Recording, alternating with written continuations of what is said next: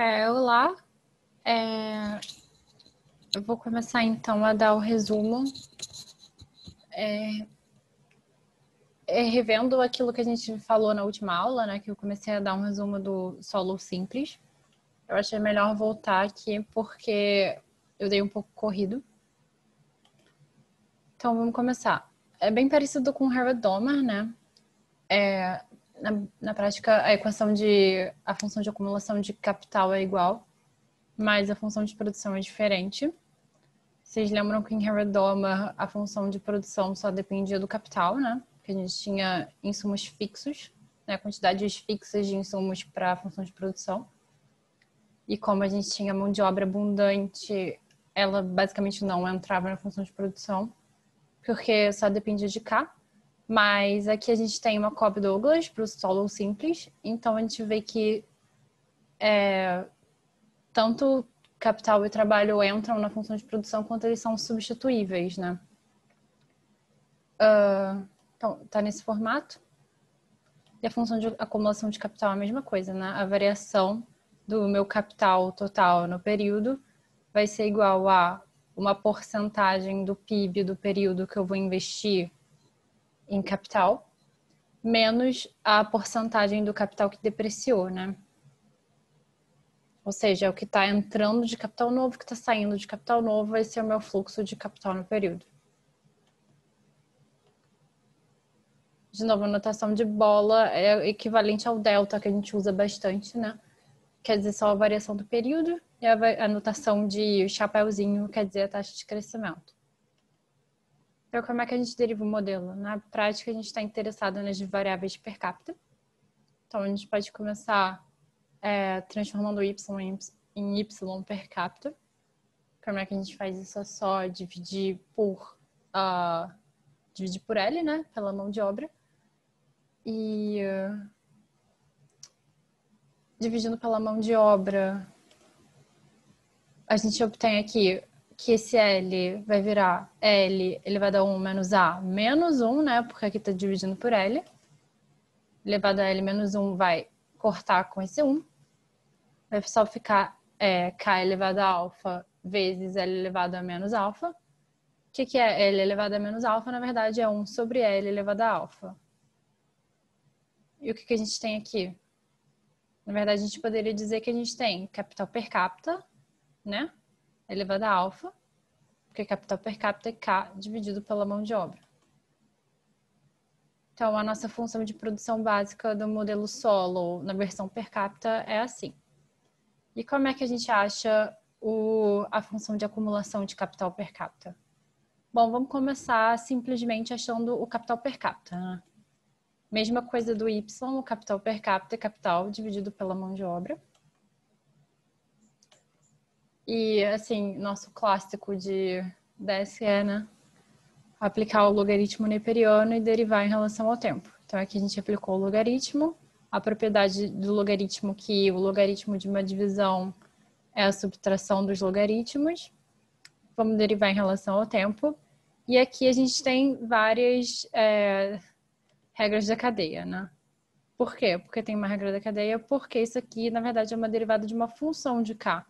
Não é uma derivada de K. Sempre que a gente tem uma regra da cadeia, o que a gente faz?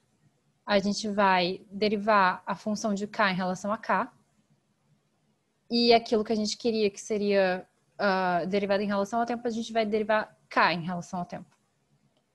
Então, reparem que a derivada de um logaritmo neperiano de K em relação a K é 1 sobre K, por definição. E a derivada de Kzinho em relação ao tempo é a variação infinitesimal de Kzinho à medida que passam alguns instantes de tempo, né? Então, isso aqui é a nossa variação de estoque de capital. E o que é uma variação do estoque de capital sobre o nosso estoque inicial, né? Taxa de crescimento. Então, o que a gente tem aqui é que a taxa de crescimento do capital per capita vai ser igual à taxa de crescimento do capital menos a taxa de crescimento de L. Agora, vamos ter essa função aqui. E o que a gente quer? Originalmente, a gente queria a função de acumulação de capital per capita, né? Então, vamos manipular aqui para chegar nisso. A gente aqui pode isolar esse termo, ou seja, soma a taxa de crescimento de L dos dois lados. Uma vez somada a taxa de crescimento de L dos dois lados, sobra a taxa de crescimento do K, né? Que seria isso. Então, o que a gente pode fazer? A gente pode multiplicar, mandar ele para o outro lado multiplicando, né? Que é o que a gente tem aqui. E agora, o que a gente tem? A gente tem a nossa variação de estoque de capital, que coincidentemente é a mesma coisa que a nossa função de acumulação de capital. E a gente pode, na verdade, igualar as duas equações. Igualando as duas equações, agora a gente tem como isolar, né, esse nosso... Porque, olha, isso é o que a gente quer. Então, agora a gente pode isolar tudo, né? Isolar ele de tudo. Então, vamos lá. Multiplica o K por esses dois termos. Uma vez multiplicado o K por esses dois termos, a gente pode passar ele para o outro lado, e aqui aparece esse N, né? Porque basicamente é o jeito que muitas questões chamam a taxa de crescimento da mão de obra. Então, é a mesma coisa, né? A gente pode subtrair NK dos dois lados, e a gente fica com esse termo aqui. E o que é esse termo? Então, capital per capita, como a gente já falou anteriormente, é capital dividido por L, né? Então, aqui a gente pode cortar capital dos dois lados e vai ficar a variação do capital per capita vezes o L, tá? Aqui é uma substituiçãozinha que a gente fez. Então, aqui a gente tem... Isso aqui está quase completamente isolado, né? Só falta a gente dividir por L dos dois lados. E olha que legal, quando a gente divide por L dos dois lados, sobra isso aqui. E o que é Y dividido por L, K dividido por L, K dividido por L? São as versões deles per capita, né? Então, essa é a nossa função de acumulação de capital per capita. Aí aqui a gente vai para os gráficos, né?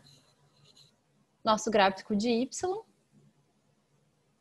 Nosso gráfico do investimento, que na verdade é uma porção, né, de Y, uma porcentagem de Y, então vai ser exatamente a mesma curva, só que menor, porque naturalmente o investimento é menor do que a minha produção.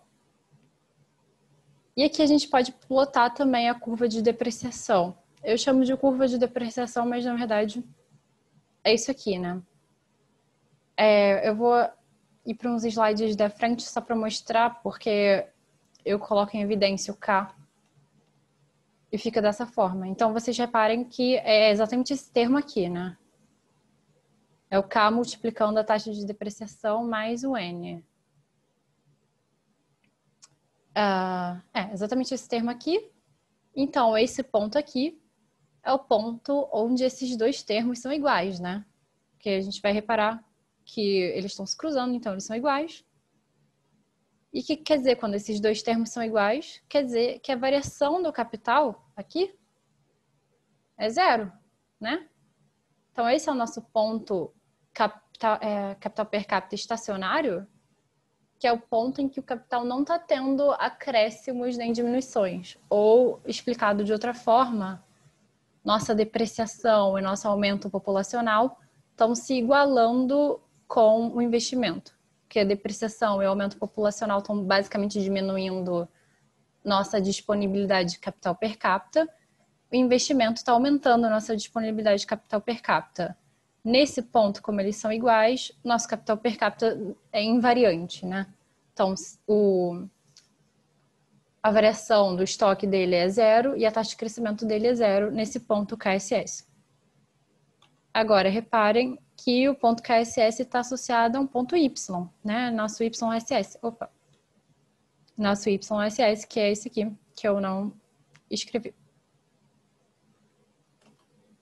Aí aqui a gente tem o gráfico da dinâmica de transição. Se vocês forem reparar, o gráfico da dinâmica de transição é, na verdade, o gráfico inicial todo dividido por K. Então, aqui a gente corta K cortou K. Aqui a gente dividiu nossa curva da poupança por K também. Ficou assim. E o que acontece quando a gente divide tudo por K? Bom, essas são nossas novas curvas, né? Essa é essa. Essa é essa. E o que aconteceu? Aqui, isso aqui virou a taxa de crescimento, né? Então, a diferença entre essas nossas duas curvas, essa e essa, é a nossa taxa de crescimento. Então, na prática, você pode pensar nesse vão entre as duas curvas como a taxa de crescimento do capital per capita. Tá, então vamos pensar em um momento de desequilíbrio, né? A gente está com o nosso nível de capital per capita fora do capital per capita do estado estacionário. Então, a gente está nesse nível aqui, por exemplo, o que está acontecendo? Nossa depreciação, nosso crescimento populacional é maior do que nossa taxa de investimento, né?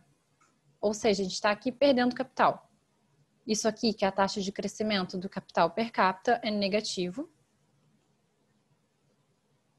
É negativo e grande. Então, aqui nesse ponto, minha taxa de crescimento é negativa.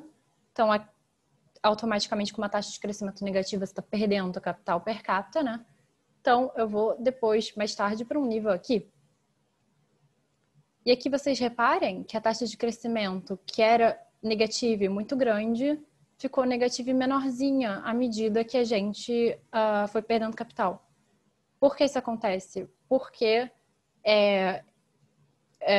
por causa da produtividade marginal decrescente do capital, né? Num ponto muito longe do capital do estado estacionário, a produtividade marginal do capital é bem pequena. Ou seja, você investir muito não vai te dar mais... Quer dizer, você investir muito em capital não vai estar te aumentando muito o produto. Ou seja, você não vai conseguir investir mais em capital depois.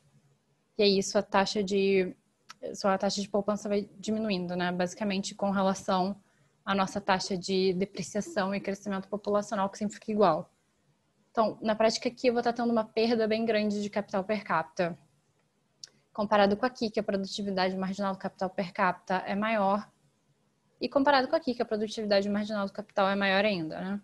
Então, esse é o ponto em que está tudo em equilíbrio. Isso aqui vai diminuindo o capital cada vez menos, né? Mas diminuindo o capital até chegar ao nosso capital de equilíbrio. Mesma coisa para se tiver com capital abaixo do capital per capita de estado estacionário. Mas isso é importante de vocês repararem que a diferença entre essas duas curvas na dinâmica de transição é igual à taxa de crescimento do capital per capita. E que o motivo disso é o PMGK decrescente.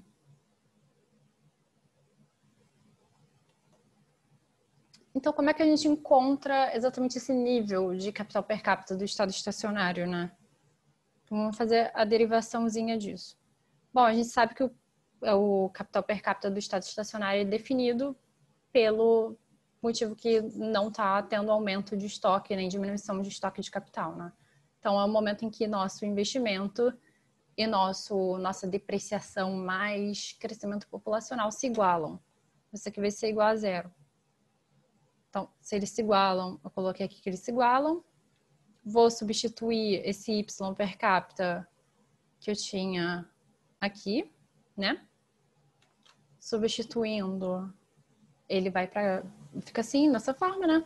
Vamos agora ter só um K. Então, o que eu faço? Eu vou dividir dos dois lados por K elevado a alfa. E mandar isso aqui para o outro lado também. Então, isso aqui vai ficar, né, 1 menos K elevado a alfa, porque está dividindo por K elevado a alfa, que é igual a S vezes A. A é uma constante que está multiplicando o modelo, sobre taxa de depreciação mais crescimento populacional. Agora eu vou tirar uma raiz de 1 menos A. Isso me dá o nosso K do estado estacionário. Para achar o nosso Y de estado estacionário, né? O que eu faço? Simplesmente eu vou inserir esse valor do K de estado estacionário na nossa equação de y per capita.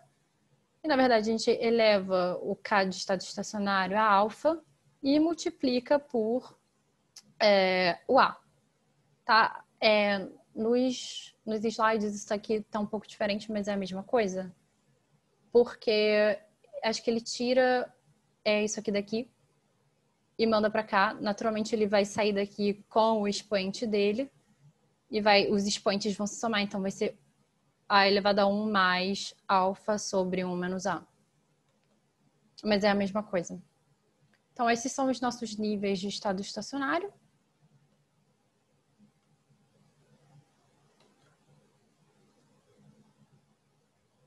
Então, é importante lembrar que as variáveis per capita não crescem no longo prazo no modelo solo. Então, a gente vai agora pensar em o que acontece quando tem choques, né? O que acontece no curto prazo e o que acontece no longo prazo. Quando tem um choque em algum dos parâmetros ou em K, a taxa de crescimento do PIB per capita e do capital per capita ficam diferentes de zero. É aquilo que eu mostrei para vocês aqui, né? A taxa de crescimento, que em geral no longo prazo é zero, passou a ser uma taxa de crescimento diferente de zero, no caso aqui negativa. Então, esse é um exemplo de choque em K. Então, ele sai, a taxa de crescimento deixa de ser zero no curto prazo, quando tem um choque, e depois ela volta a ser zero no longo prazo. Só que choques diferentes têm efeitos diferentes. Então, apesar da taxa de crescimento sempre voltar a ser zero no longo prazo, o nível de Y e de K pode mudar, ou seja, o nosso estado estacionário pode mudar. E agora a gente vai ver o que, né, que tipos de choque causam mudança no estado estacionário, que tipo de choque são só transitórios. Então, tem dois tipos diferentes de choque, o choque em K, né, minha quantidade de capital per capita, ou um choque em algum dos parâmetros do modelo, no caso, talvez minha taxa de poupança, minha taxa de depreciação, minha taxa de crescimento populacional. E todos esses têm efeitos parecidos, né? Enquanto que o choque em K é transitório. Então, vamos ver. Choque em K.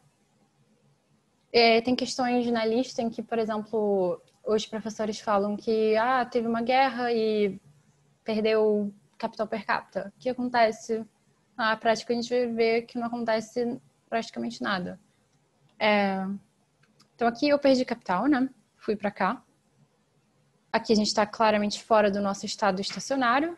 Lembrando que o estado estacionário é o estado em que nossa taxa de depreciação e crescimento populacional está se igualando com a nossa taxa de poupança. Ou seja, a gente está tendo crescimento zero. Mas, enfim, a gente está longe da nossa taxa, do nosso nível estacionário. Então, a gente está com capital menor. Então, a nossa taxa de poupança é maior, como vocês podem ver a curva, do que a nossa taxa de depreciação e crescimento populacional.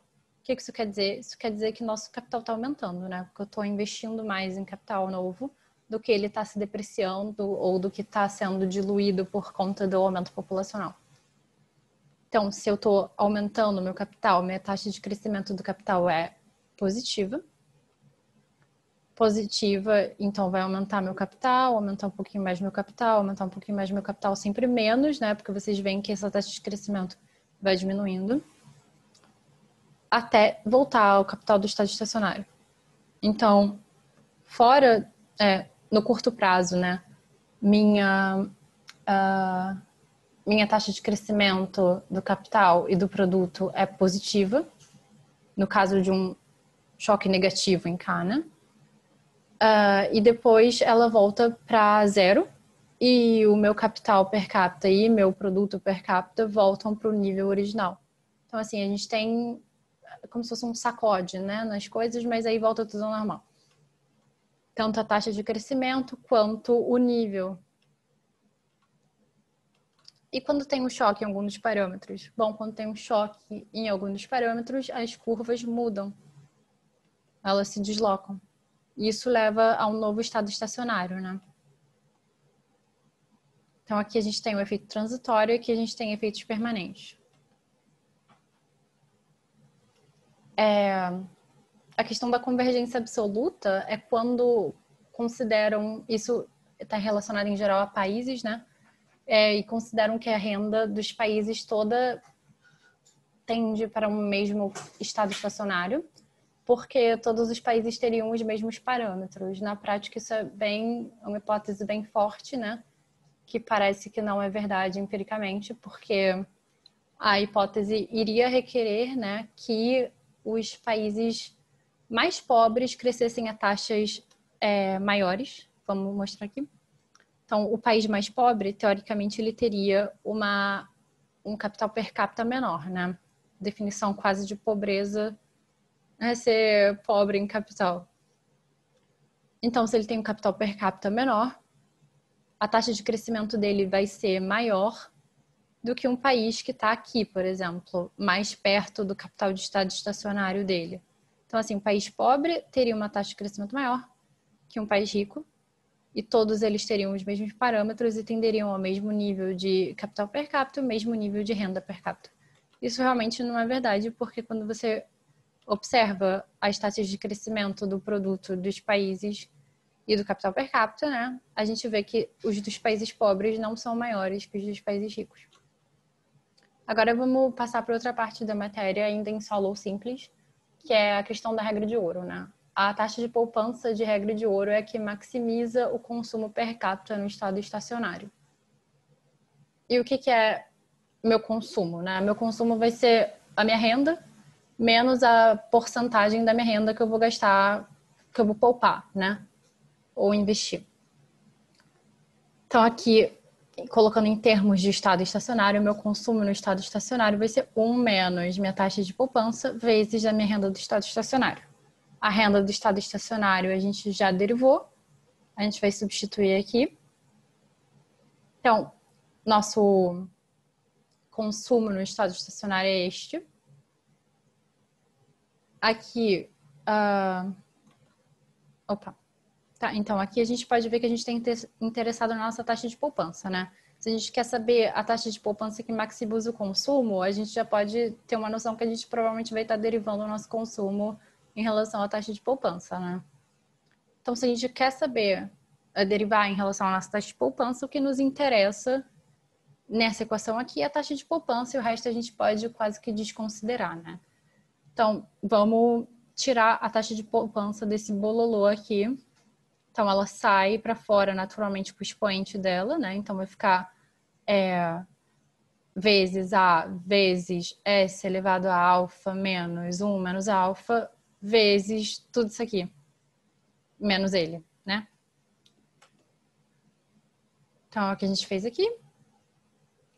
Isso aqui, como não tem o nosso parâmetro da poupança, a gente vai derivar, assim, é uma constante, né, no modelo. A gente vai derivar, vai ficar igual a zero.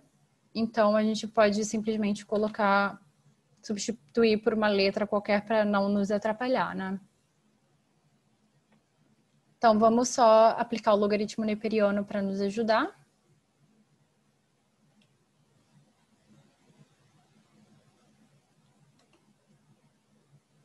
Fica logaritmo neperiano de uma multiplicação igual à soma dos logaritmos neperianos, né? Vamos derivar em relação a S, justamente porque a gente quer maximizar o consumo, a gente quer a nossa taxa de poupança que maximiza o consumo. Derivando em relação a S, a gente tem que aqui, a gente tem uma derivada de uma função, né? Aqui não. Mas aqui a gente vai ter que aplicar uma regra da cadeia. Então, a função, no caso, é o logaritmo neperiano de 1 menos S. Então, a gente vai fazer a derivada dessa função em relação ao x dela, né? Seria derivada em relação a 1 menos S. Então, essa é a nossa derivada mais de dentro, né, digamos. E aí a gente vai derivar nosso x, digamos, em relação a S. Então, essa é a nossa regra da cadeia. Derivada de um logaritmo neperiano de alguma coisa dá 1 sobre alguma coisa, né? Enquanto que derivada de 1 menos S em relação a S dá menos 1. Então, aqui só substituímos. E, naturalmente, derivada do logaritmo neperiano de S em relação a S dá 1 sobre S.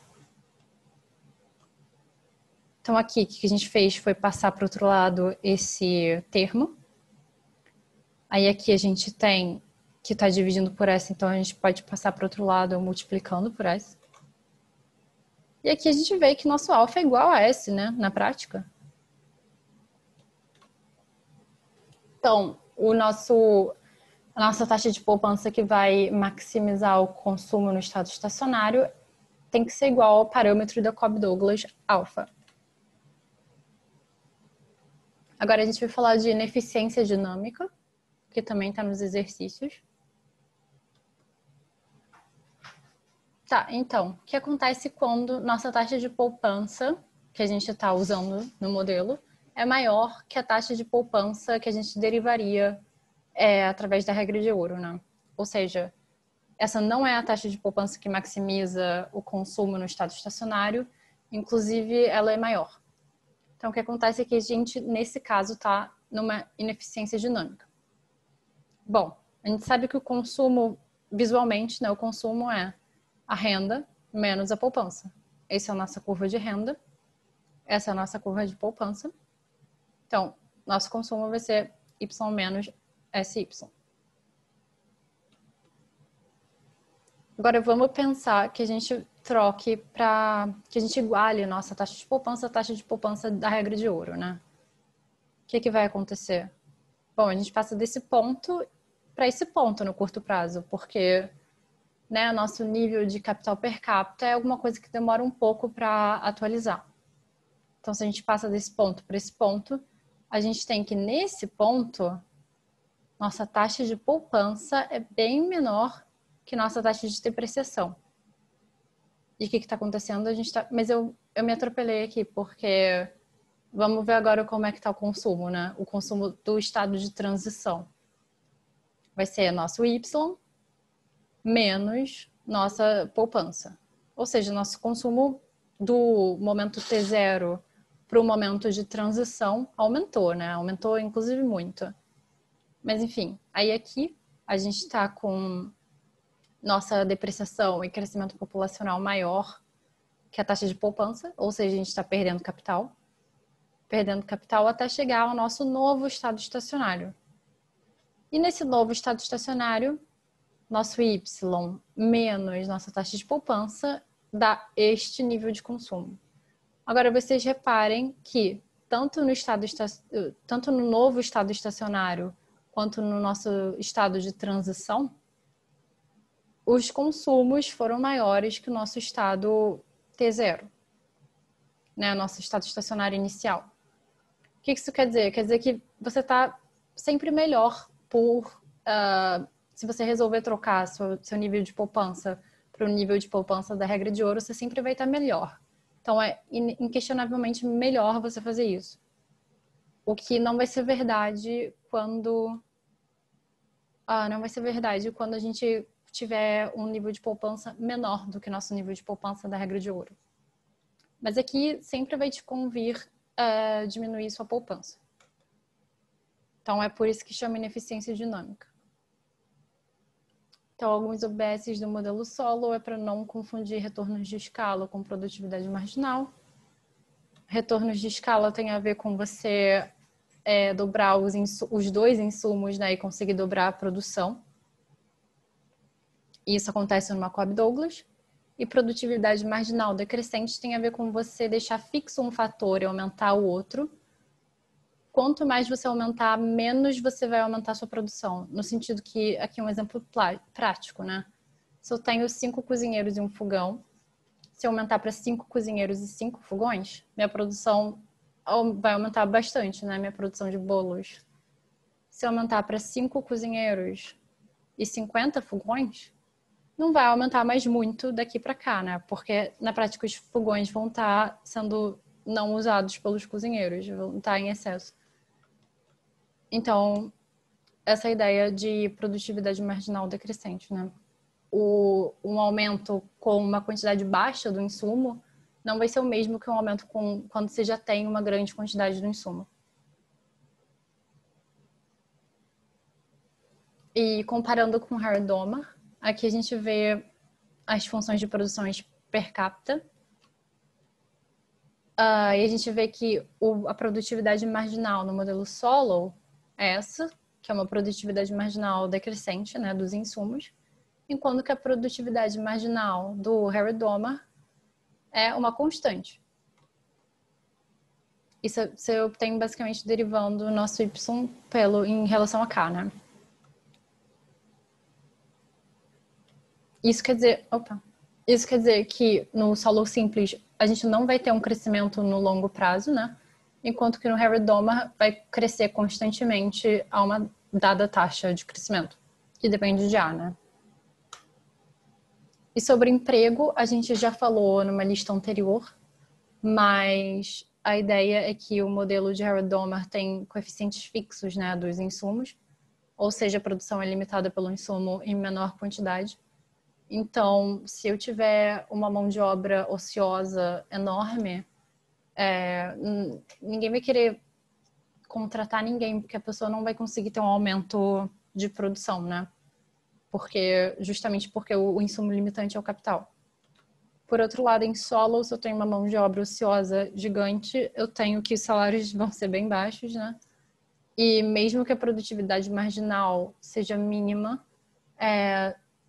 como a produtividade sempre... Quer dizer, como aumentar de um produtor, de um trabalhador, né? Sempre vai ter um resultado positivo, por mais que ele seja decrescente, né? Mas nunca vai ser negativo. Assim, eu sempre vou aumentar minha produção pelo menos um pouquinho, então sempre vai ser conveniente contratar alguém. Isso a gente já tratou no modelo anterior. Então, agora vamos para a lista.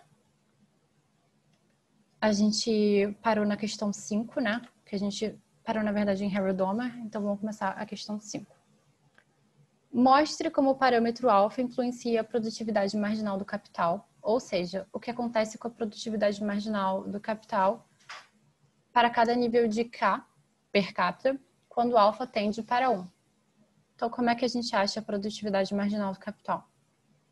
Bom, aqui a gente tinha a nossa função de produção e a gente achou nossa função de produção per capita, né? Assim como foi mostrado no nosso resuminho que a gente fez agora há pouco. Para achar a produtividade marginal do capital per capita, é só derivar nosso produto per capita em relação ao nosso capital per capita, né? Que a gente obtém isso. Substituindo alfa por 1, a gente tem que vai ser k elevado a 1 menos 1. K elevado a 1 menos 1 é igual a k elevado a 0, né? K elevado a 0 é igual a 1. Então, a gente vai ter uma produtividade marginal constante quando alfa é igual a 1. Curiosamente, né, mas não tão curiosamente assim, quando alfa é igual a 1, isso aqui é exatamente igual à nossa função de produção per capita do modelo Harry-Domer, em que, de fato, a nossa produtividade marginal é constante. Então, essa constante, ela é assim, né? E a única coisa que vai estar influindo na produção vai ser justamente o capital. Derive a taxa de crescimento e o nível do produto per capita no estado estacionário. Então, como é que a gente acha o nível do produto per capita no estado estacionário, né? A gente vai fazer aquela mesma coisa de achar a função de acumulação de capital per capita. E como é que a gente faz isso? Vamos começar achando o que é um capital per capita. Um capital per capita é o capital dividido pela mão de obra. Aplicar o logaritmo neperiano. Derivar em relação ao tempo. A gente acha que nossa taxa de crescimento do capital per capita é igual à nossa taxa de crescimento de K menos a nossa taxa de crescimento de L. Lembrando que essa era a nossa função de acumulação de capital, dada pelo próprio modelo Solow, né? Então, aqui a gente vai isolar esse termo. Vamos mandar a nossa taxa de crescimento da mão de obra para o outro lado, né? Vamos multiplicar tudo por K. Então, aqui a gente tem nossa função de acumulação de capital, que a gente pode igualar com a função de acumulação de capital já dada. Aqui, nossa intenção é extrair nossa função de acumulação de capital per capita, que é esse aqui que eu estou apontando. Então, aqui a gente vai multiplicar os dois termos por K. Aqui vai ficar nossa taxa de crescimento de L, a gente pode substituir por N, né? Vamos mandar esse termo para o outro lado. Vamos observar aqui que isso é. De novo, a gente vê que a gente pode cortar os dois. Isso aqui, na verdade, está multiplicando porque é a divisão de uma divisão. Então, aqui... E aí, a gente tem...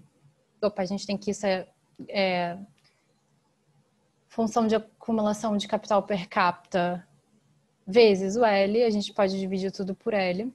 Aí, aqui vai ficar tudo per capita, né? Como a gente já viu. Então, isso aqui ficou tudo per capita. A gente tem que... A variação do capital per capita é esse. Se no estado estacionário o capital per capita não está variando, então a gente iguala isso a zero. Então, quer dizer que minha taxa de investimento vai ter que ser igual à minha taxa de depreciação mais meu crescimento populacional. Então, aqui vai ser só substituir nosso Y per capita pelo nosso Y per capita daqui, que é igual a K elevado a alfa. Vou tentar juntar os dois K's, né? Então, eu vou dividir por K elevado a alfa dos dois lados. Opa! Eu tô passando um pouco mais rápido porque isso a gente já viu no nosso resumo. Aí... Bom, achei isso aqui. Vou substituir aqui o K no K elevado a alfa, né? Nosso Y per capita, nosso Y do estado estacionário é igual a esse aqui. Basicamente, esse elevado a alfa. Então, esse é o nível do produto no estado estacionário. A gente cria a taxa de crescimento também, né? Então, a gente sabe que a taxa de crescimento do Y per capita é igual à taxa de crescimento do K per capita. Isso aqui eu não coloquei aí para derivar. Vamos ver se agora eu consigo a canetinha, porque eu nunca sei. Não.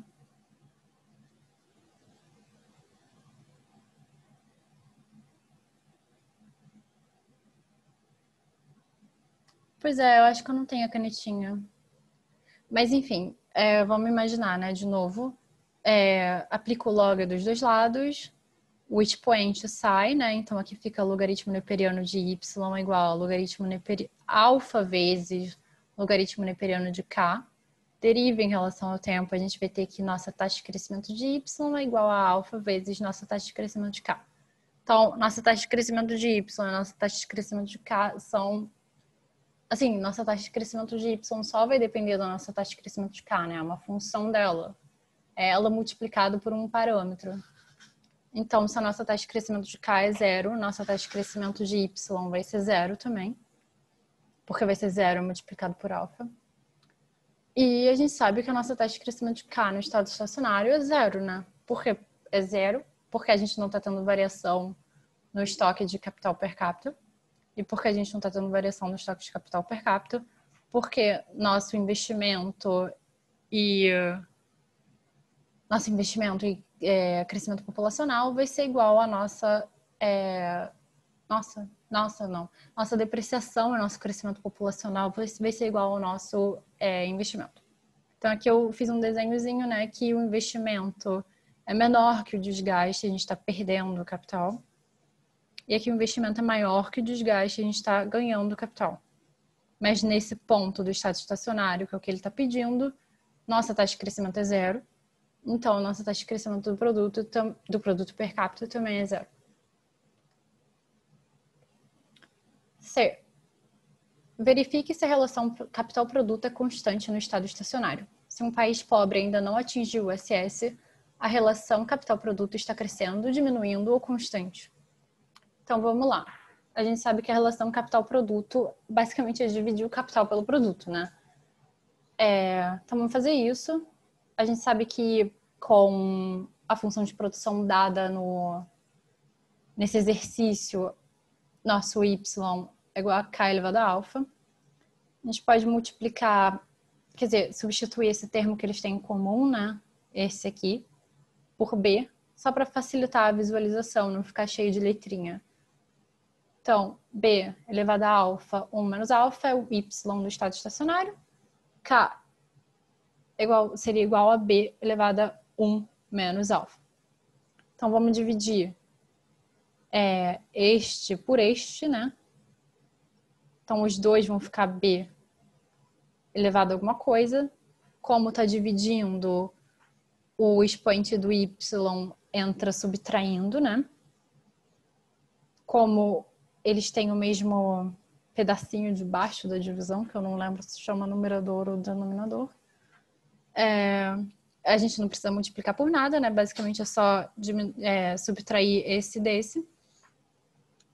E o que a gente repara é que o numerador e o denominador são iguais, nesse caso, né? Então, corta, fica B, que na verdade é isso aqui, né? Então, a relação capital-produto no estado estacionário é uma constante, né? Porque esses valores aqui são constantes. E a segunda pergunta é: a relação capital-produto está crescendo, diminuindo ou constante quando um país pobre não atingiu o estado estacionário ainda? É isso, a gente pensa que o país pobre está abaixo do capital de estado estacionário, né? Então, se ele está abaixo do capital de estado estacionário, né? Por exemplo, aqui, ele está tendo uma taxa positiva de crescimento. Se ele está tendo uma taxa positiva de crescimento, nosso estoque de capital está aumentando, né? E está tendo acumulação de capital. E K elevado a 1 menos alfa vai aumentar, que é a nossa nossa relação capital-produto quando não estamos no estado estacionário, que é só uma manipulaçãozinha, né? Basicamente substituindo o valor da função de produção per capita. Enfim, como a gente está tendo acumulação de capital, isso aqui vai aumentar. Então, a relação capital-produto vai aumentar quando a gente está abaixo do estado estacionário, que é o caso do país pobre. D. Suponha que a economia se encontra no estado estacionário. Qual é o efeito de uma redução na taxa de investimento sobre o produto per capita, nível e taxa de crescimento no curto prazo e no longo prazo? Então, uma redução na taxa de investimento é o quê? Uma redução na taxa de investimento quer dizer que essa curva aqui vai ficar igual, né? Só que vai descer. Então, vamos pensar que esse é o nosso estado estacionário inicial. A curva não está igual porque eu desenhei mal, né? Mas basicamente ela desceu. Então, a gente passa no curto prazo, o que acontece? Nosso K vai continuar o mesmo porque ele não se atualiza tão rápido. Então, agora a gente está nesse ponto aqui. Nesse ponto aqui, minha taxa de investimento, quer dizer, meu investimento é menor do que minha depreciação e aumento populacional, ou seja, eu estou perdendo capital. Então, aqui no curto prazo, a gente já tem uma resposta, né? A taxa de crescimento no curto prazo é negativa e diferente de zero. Então, aqui, aí está tendo uma taxa negativa. No curto prazo também o nível do capital per capita, como eu já falei, é igual, né? Estou respondendo a segunda parte da pergunta, porque ele está aqui.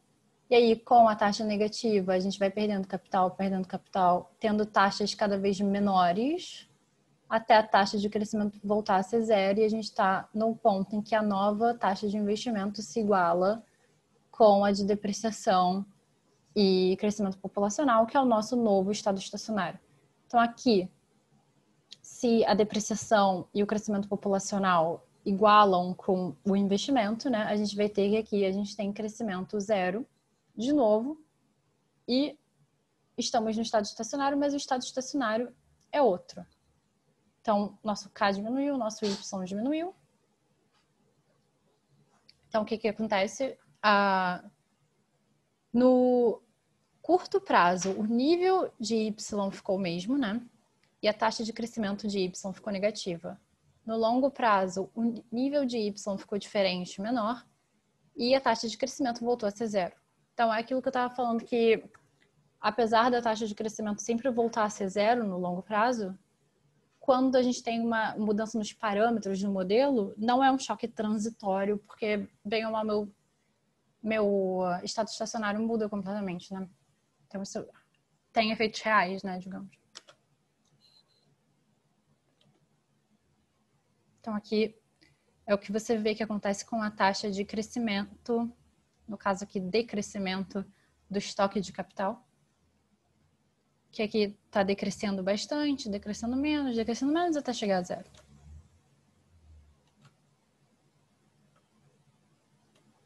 Então, novamente, no longo prazo, a taxa de crescimento é igual a zero.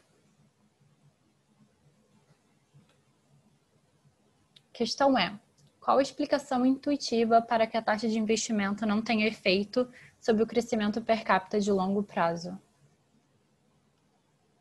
Então, quando você diminui seus investimentos, quando você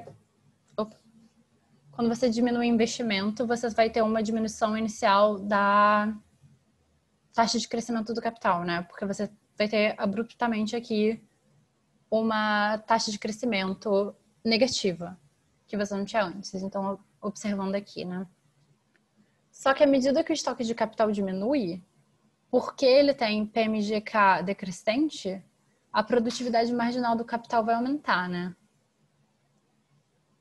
Então, a taxa de crescimento do capital vai voltar, vai começar a diminuir. A taxa de decrescimento do capital vai começar a diminuir, porque ele está cada vez mais produtivo, ou seja, mais capital está gerando mais produto, que está né, compensando mais o investimento que eu estou fazendo. Então, reexplicando. Produtividade marginal muito baixa, produtividade marginal um pouco mais alta, né? Então, aqui, o que eu tenho de capital vai estar gerando um nível de produto maior do que aqui, por exemplo. E como está gerando um nível de produto maior, essa porcentagem aqui de produto que eu estou investindo vai estar gerando mais capital. Então, o efeito é esse. É via menor produtividade, eu vou estar produzindo menos produto, então a mesma porcentagem de investimento vai ser menos frutífera para gerar mais capital e por isso eu vou estar acabando perdendo capital.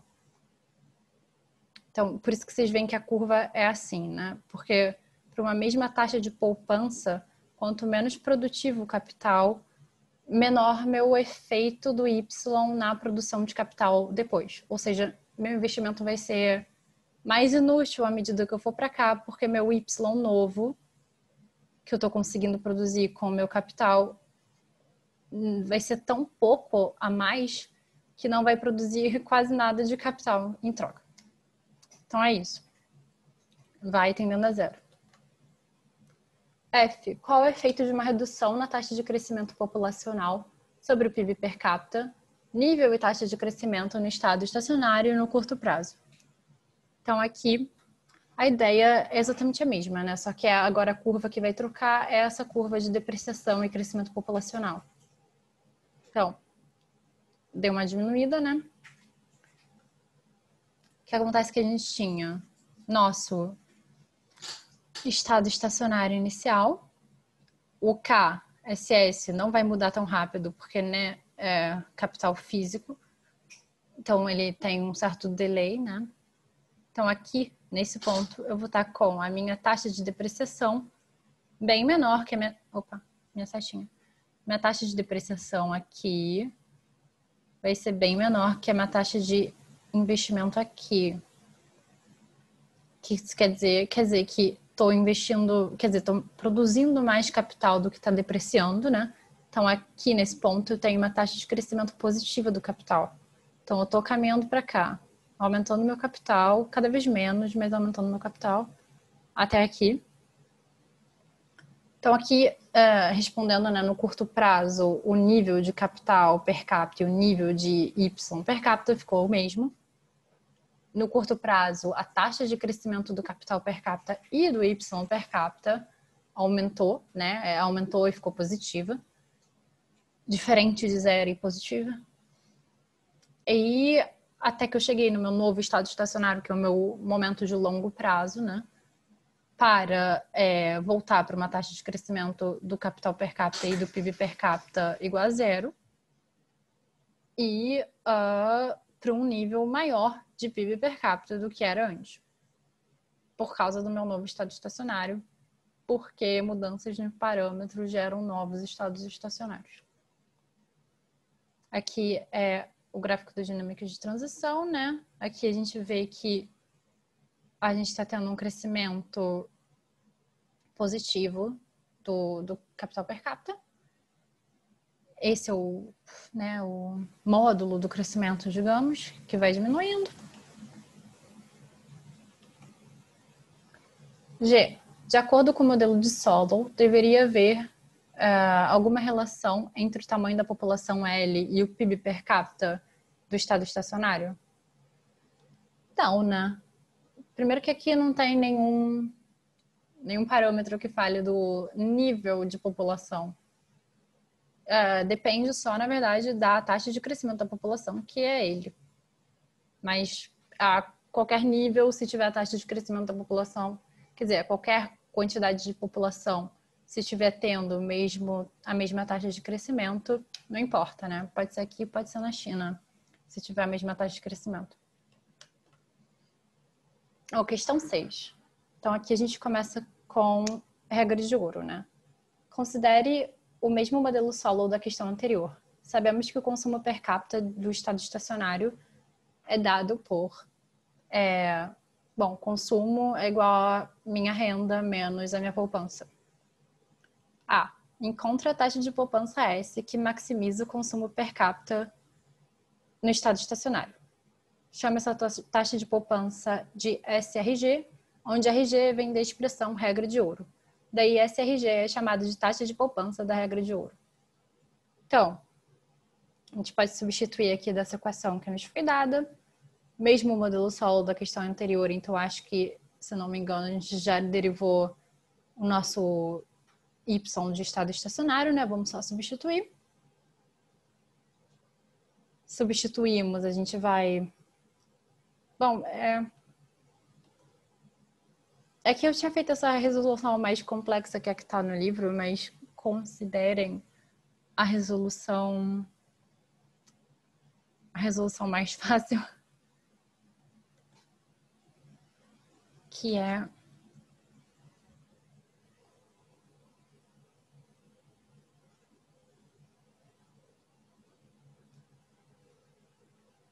essa, né? Vamos repetir aqui.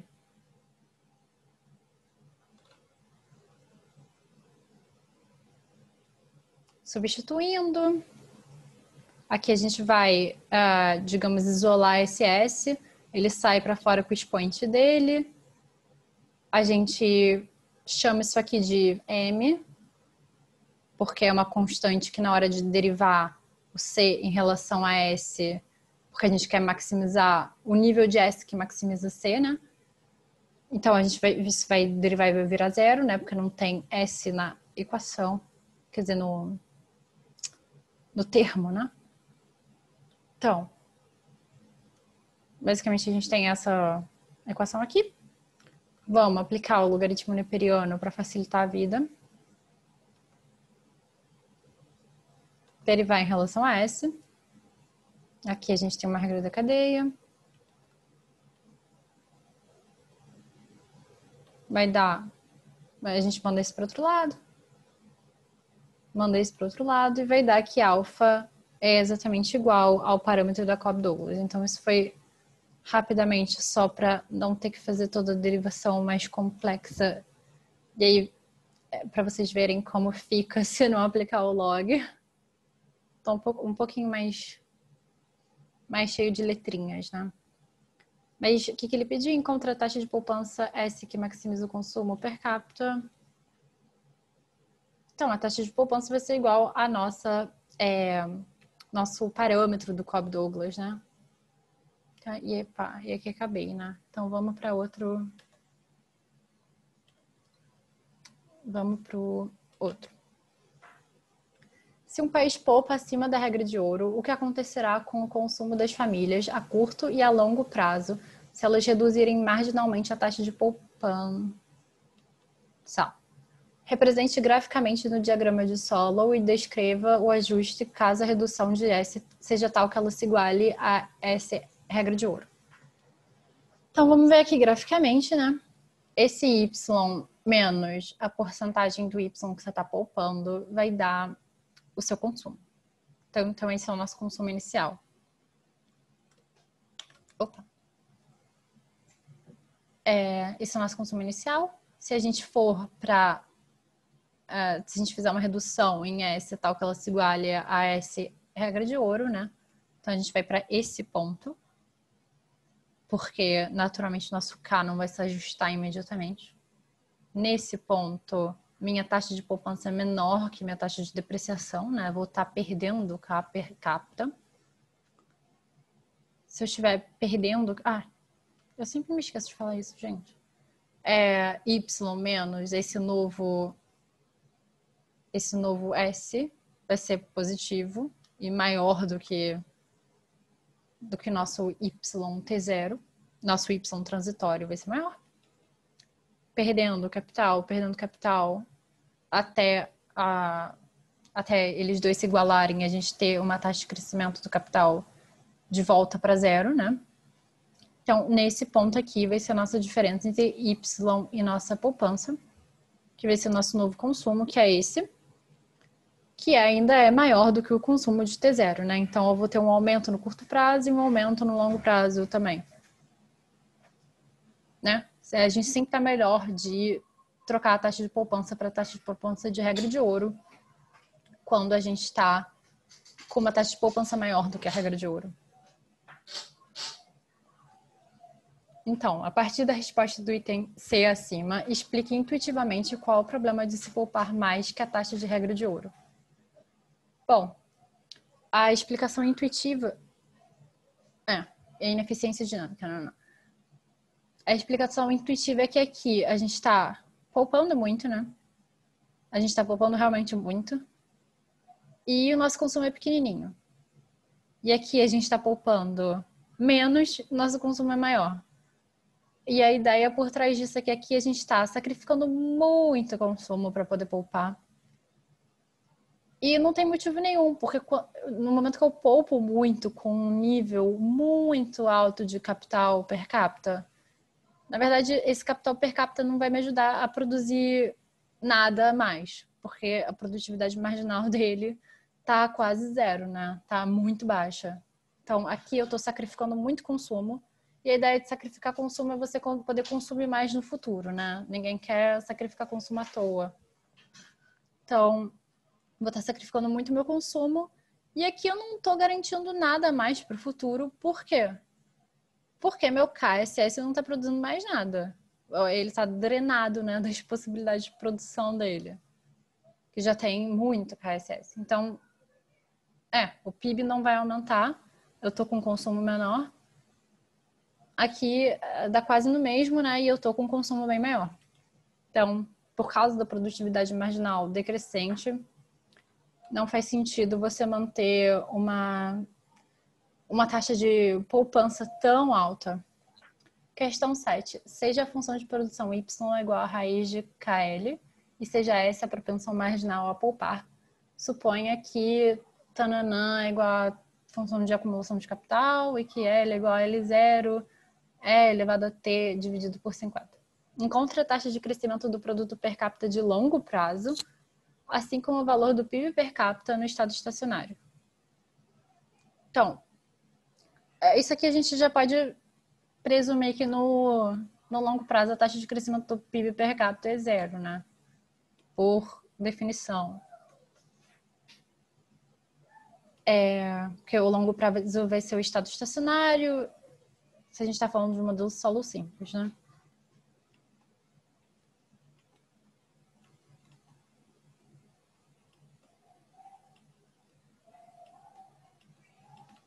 Como a gente já viu várias vezes. E agora vamos pensar no valor do PIB per capita de longo prazo. Então, esse é a nossa formulinha, né, para PIB per capita de estado estacionário. Eu espero que vocês, na hora da prova, saibam derivar também. Mas também dá para gravar a fórmula. Então, vamos substituir aqui os valores, né? A gente sabe que nossa Copp-Douglas está nesse formato. que vai ser K elevado a 1/2 vezes L elevado a 1/2, porque 1/2 é raiz, né? Raiz de 2. E então, nosso alfa é igual a meio, né?